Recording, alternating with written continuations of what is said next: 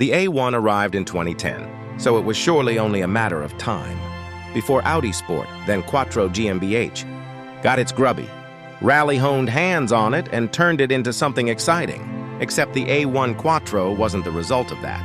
Strange though it is, the Quattro division didn't actually have anything to do with this hot, rally-inspired A1, which was instead conceived by Audi's standard production car team. That's like Mercedes launching a new C63 without input from AMG. Bizarre.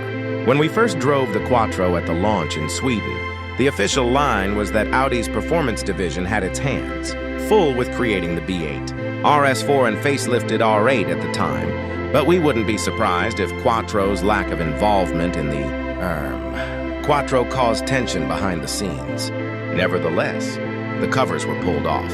Audi's first hot supermini in late 2011, and any concerns that it might just be a mildly warmed-up A1 with a body kit were put to bed straight away.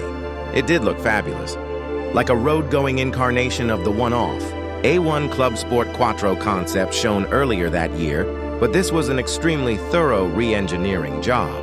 There were changes to the A1's fundamental structure, suspension layout and drivetrain to transform it into a genuine hot hatch. Not a homologation special in the same mold as the GR Yaris, its link to rallying extends as far as those gorgeous turbofan rims. But a fast supermini of a kind we hadn't seen before. A 2-liter TFSI engine was donated from the TTS, pegged back slightly, but still producing a very healthy 252 bhp and 258 lb-ft. It wasn't the now ubiquitous E888 motor, but the earlier EA113, and delivering its power to the rear as well as the front required some cutting and shutting.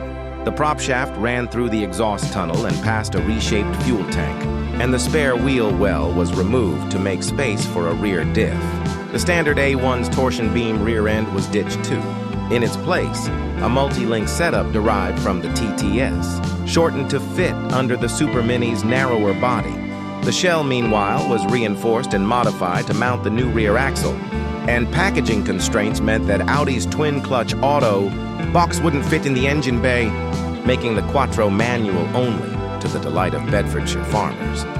The extra hardware brought weight up to 1390 kg, quite chunky for a small hatch, and all in, 600 components were either modified or replaced in the transformation.